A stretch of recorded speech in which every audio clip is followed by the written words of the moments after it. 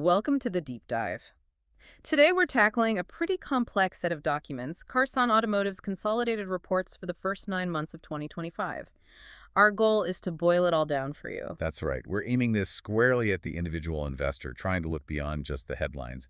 We'll be dissecting Karsan's performance and, importantly, keeping in mind that all these numbers are adjusted for inflation using TMS 29. Which is crucial for a fair comparison, right? Absolutely. It gives us that true apples-to-apples look against last year. We're hunting for the real operational strengths, but also, the financial weak spots. So if you know anyone tracking the Turkish market, or maybe the big shifts in the auto industry globally, definitely share this deep dive. It's important info. Okay, before we dive into the P&L, let's get grounded. Who is Karsan? Good place to start. Karsan Automotive, they've been around a while, founded back in 1966. They're based in Bursa, specifically in the Hasanaa Organized Industrial Zone. And what's their main business? Well, traditionally, they manufactured vehicles under license for big global names. But what's increasingly critical now is their own Karsan-branded stuff development, production, export. Plus, they do industrial services for the auto sector. They're a significant player in Turkish industry. Okay, and as they push their own brand, I imagine their global footprint is changing. It is. If you look at their structure, they have their Turkish trading arm, Karsan İzi ve Dış Ticaret, and Karsan Europe over in Italy. But the interesting bit is a recent move, April 2025, they acquired Ibuscar Sociedad Limitada Unipersonal. That's in Spain. Spain, okay, so really pushing into Europe then. Exactly. It underlines that expansion strategy. And you see it directly in the sales figures. Oh, so? For these first 9 months of 2025, their foreign sales, yurt juice dışatçılar, hit about 4.6 billion Turkish lira. 4.6 billion, wow. Yeah, and here's the kicker. That actually beat their domestic sales, yurt dışı satışlar, which were around 3.9 billion TL. So more sales abroad than at home? That's significant. It really is. Yeah. It means Karsan is being driven largely by international demand, bringing in foreign currency. That's a pretty strong position, especially, given the Turkish economic situation. Makes sense. Okay, what about who owns and runs the company? Governance side. Pretty straightforward, actually. Control is very concentrated. Karasa, holding AC2, holds a lion's share, 58.51%. And for listeners interested in investing, the float... The free float on the Borsa Istanbul, BST, is 39.41%. So that's what's available for trading. Got it. And the people running the show, the employees? Well, interestingly, the average staff count dipped slightly. It went from about 2,364 people at the end of 2024 down to 2,278 for this 9-month period. Maybe a bit more efficient. Could be. And speaking of management, the total pay package for the senior execs also saw a slight decrease. Their total compensation, came in at 133 million TL for the 9 months, down from about 143 million the year before. Okay. And one thing we always look for, related party dealings. Yes, and they are quite substantial here. Karsan reported sales of, 476 million TL to a company called Hervua Corporate Industry SS, or HCI. ECI, okay. And beyond just sales, there are ongoing service and rental deals with the main shareholder, Karasa Holding, and other related companies like Kuksurat and Karsan Tourism. It's a complex web, common in Turkey, but definitely important for investors to understand where the money flows. Absolutely. Always good context. Okay, so that sets the scene. Let's shift gears now to performance. This is where it gets really interesting, isn't it? That contrast you mentioned. Exactly. This is where we see this real split between fantastic operational results and some pretty serious financial pressures. Let's start with the good news then, operations. How did the top line look? Revenue. Total revenue, or hasılat, was up slightly. Came in at just over 8 billion TL for the 9 months, compared to about 7.8 billion last year, so slight growth there. Yeah. But honestly, the real story isn't just revenue, it's the profitability. Okay, tell me about the margins. Well, the gross profit brut car, the increase is just phenomenal. They reported almost 1.84 billion TL for 9M 2025. And last year? Last year was about 1.11 billion TL, so a huge jump. That doesn't just happen by accident. It strongly suggests they've gained real pricing power, or they've managed their costs incredibly well, or maybe both. A powerful signal. Wow.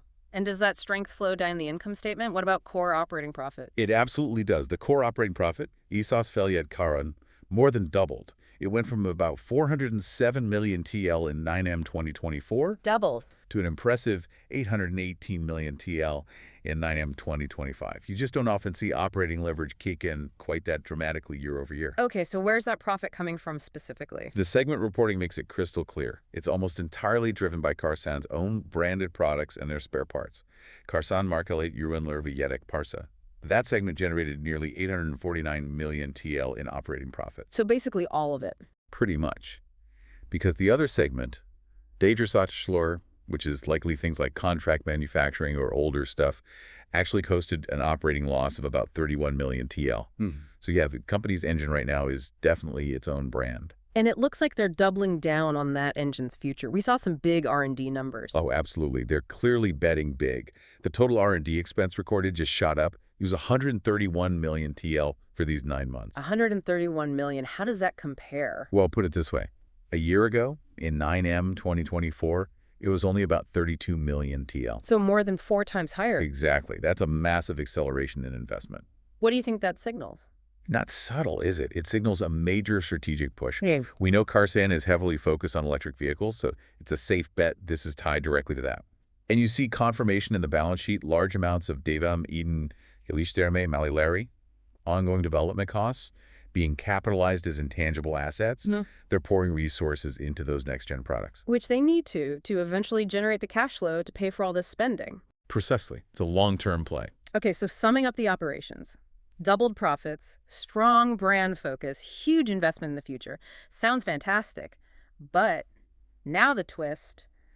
Despite all that operational success, the bottom line isn't pretty, is it? No, it's deeply red. The net result for the first 9 months of 2025 was a loss of 676 million TL. Right, so how does that happen? Doubling operating profit, but ending up with a loss of over 500 million lira. It boils down to one major factor: the crushing weight of their financing costs, debt service and interest rates. Let's break that down. What are the financement Gitterlayer looking like? Astronomical. Financial expenses skyrocketed to 2.8 billion TL in the first 9 months of 2025. 2.8 billion. Yes. And that's up from an already high 1.8 billion TL in the same period last year. So nearly a billion lira increase in finance costs alone. Just put that 2.8 billion into perspective against the operations. Okay, remember that really impressive core operating profit of 818 million TL? Yeah. The financial expenses are more than 3 times that amount. Wow. Okay. What's driving that huge finance cost? It seems to be 2 main things. First, high net losses on foreign currency related to their financing activities. That was nearly 955 million TL right there. And second, just massive increases in the cost of their bonds and general borrowing thanks to Turkey's high interest rate environment. Brutal. Was there anything offsetting that pain? I saw something about inflation accounting. There was, yes, an accounting cushion, basically. Because of the high inflation environment, the net monetary gain inflation muhasebesi actually added about 1.17 billion TL to the profit and loss statement. So that softened the blow quite a bit. It did soften the reported loss, yes. But you have to ask, how sustainable is relying on an inflation accounting adjustment to mask the underlying issue? It doesn't change the fact that actual cash flow is getting hammered by these borrowing costs. Good point. Which brings us squarely to debt and leverage. This feels critical for anyone listening. Absolutely critical. Let's unpack the leverage. The net debt to equity ratio, a key risk measure for investors, it surged. At the end of 2024, it was, let's say, manageable at 88%. Right. By September 2025, it jumped to 143%, highly leveraged. 143%. And total debt. Total financial liabilities now stand at over 9 billion TL. That's 9,084,694,000 TL to be precise. So 143% net debt to equity. That means they've borrowed significantly more than the shareholders have invested, right? Correct. And this high leverage is showing up as a major liquidity crunch. Look at their cash position. It plummeted from almost 1.5 billion TL last December down to only about 352 million TL by September 2025, a dramatic drop. And doesn't that tie into working capital too? It does. That liquidity squeeze is compounded by a working capital deficit.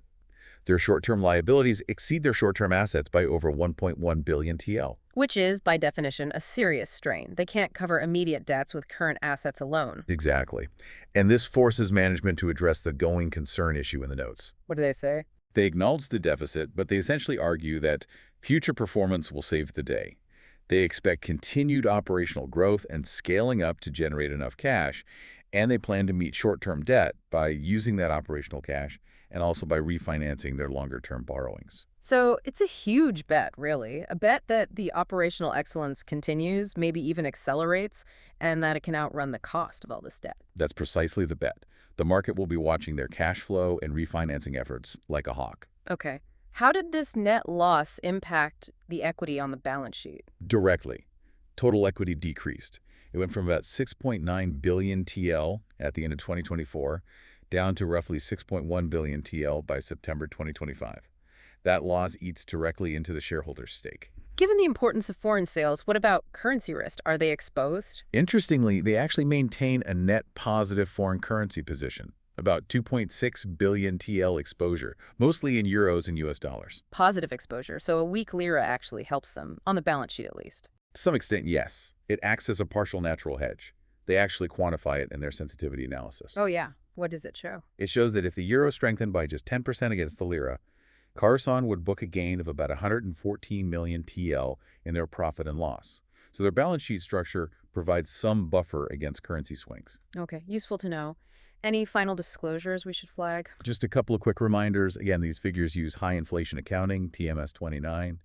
And Karsan also notes upcoming changes in Turkish tax law. There's a minimum corporate tax coming in 2025, and Turkey is adopting the OECD's Pillar 2 global minimum tax rules. Long-term factors, but they'll start to impact effective tax rates down the line. Got it. Okay, let's try and synthesize all this. What's the key takeaway for an individual investor looking at Karsan right now? I think Karsan is almost a textbook case study. You have brilliant, really impressive operational performance, completely undermined by a very heavy, very expensive financial structure. The operations team is knocking it out of the park, doubling core profits, driven by their own brand, strong foreign sales. But the finance side is flashing bright red warning lights. Exactly. The company is now highly leveraged. That 143% net debt to equity is a big number. They're extremely vulnerable to interest rates staying high or going higher, and any lira volatility impacting those massive finance costs.